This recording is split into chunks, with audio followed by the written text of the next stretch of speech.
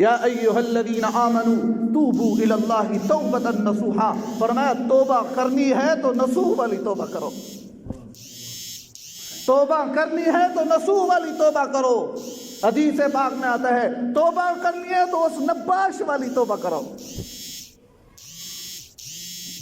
نصوح کا کیا واقعہ ہے؟ اللہ نے قرآن مجید میں اس کا ذکر فرمایا۔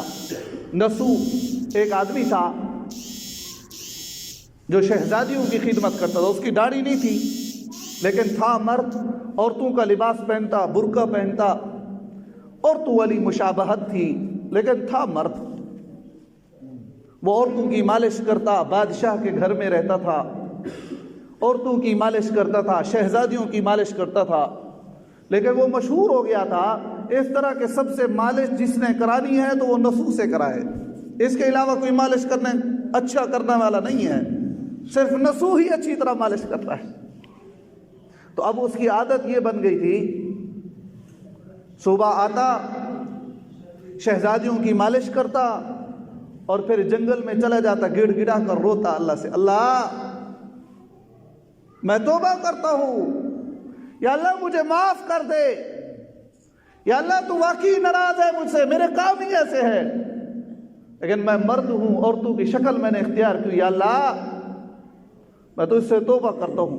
ہزاروں مرتبہ اس نے توبہ توڑی، رات کو توبہ کرتا، صبح پھر آ جاتا، رات کو توبہ کرتا، صبح پھر آ جاتا، اس طرح کام چلتا رہا چلتا رہا۔ ایک مرتبہ اس جنگل سے ایک بزرگ گزر رہا تھا، اب وہ بزرگ کے پاس گئے، فرمایا حضرت میرے لیے دعا کرو، اللہ میری توبہ کو پکا کر دے، میں بہت شرارتی ہوں، میرے سے بہت زیادہ گناہ ہو جاتے ہیں، اللہ سے دعا کرو اللہ میری توبہ قبول کر لے، مجھے پکا سچا توبہ کرنے والا بنا دے۔ اللہ سے دعا کی، جب یہ اللہ دعا قبول کرتے ہیں نا تو راستے بھی خود بخود پیدا کر دیتے ہیں، اللہ کا نظام ہے۔ دل بھی اتنا دے دیتے ہیں جو توبہ کے لائق ہو جائے اور اس توبہ پر ڈٹا رہے، اس طرح اللہ کر دیتے ہیں۔ جب اللہ محبت کرتے ہیں انسان سے، انسان کا کام مانگنا ہے، دینے والا کون ہے؟ اللہ۔ انسان کا کام بھیک مانگنا ہے، خیرات دینا اللہ کی ذات کا کام ہے۔ ہم مانگتے رہیں گے، مانگتے مانگتے تھکیں گے نہیں، جب وہ چاہے گا تو اتنا دے گا تو ہماری جھولیاں بھی چھوٹی ہو جائیں گی۔ ہمارا کام مانگنا ہے۔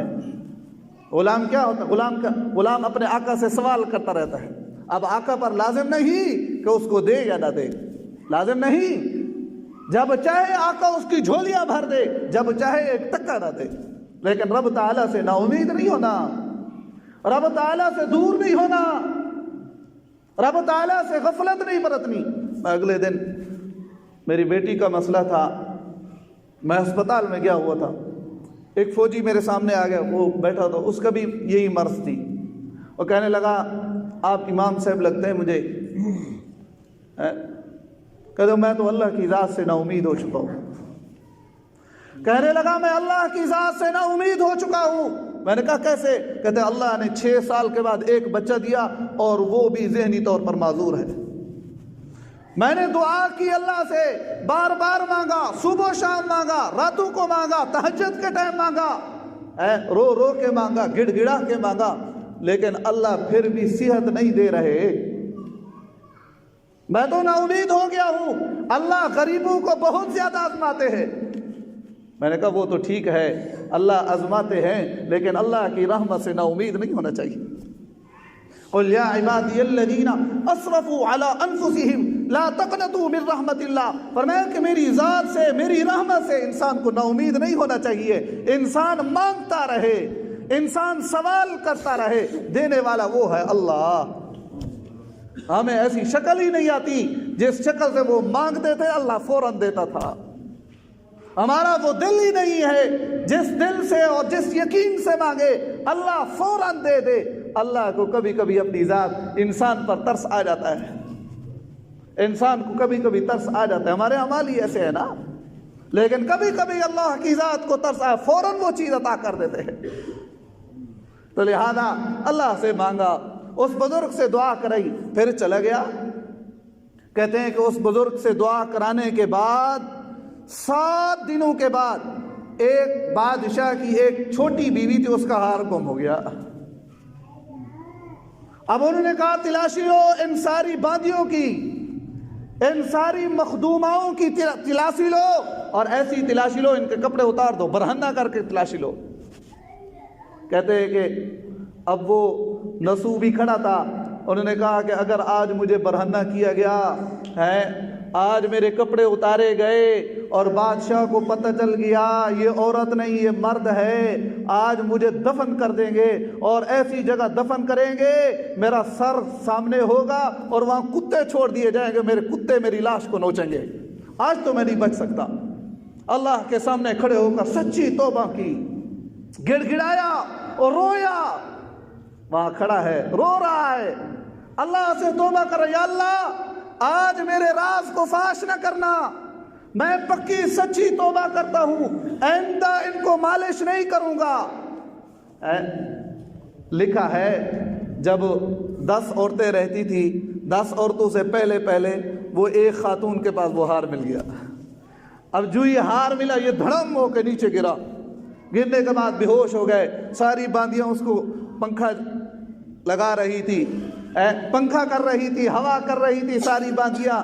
پھر اٹھنے کے بعد کہنے لگا بادشاہ زادیوں کو میرے اعصاب کمزور ہو گئے ہیں، اب میں مالش نہیں کر سکتا، حالانکہ اس خواب میں اس بے ہوشی میں اللہ کی زیارت ہوئی اور اللہ نے اس کو پکی توبہ کی توفیق دے دی اور وہ پکا سچا ایسے توبہ طیب ہوا۔ اللہ نے قرآن مجید میں ان کا ذکر کر دیا، یا ایھا الذین آمنوا توبوا الی اللہ توبۃ نصوحا، توبہ کرنی ہے تو نصوح جہی سے توبہ کرو۔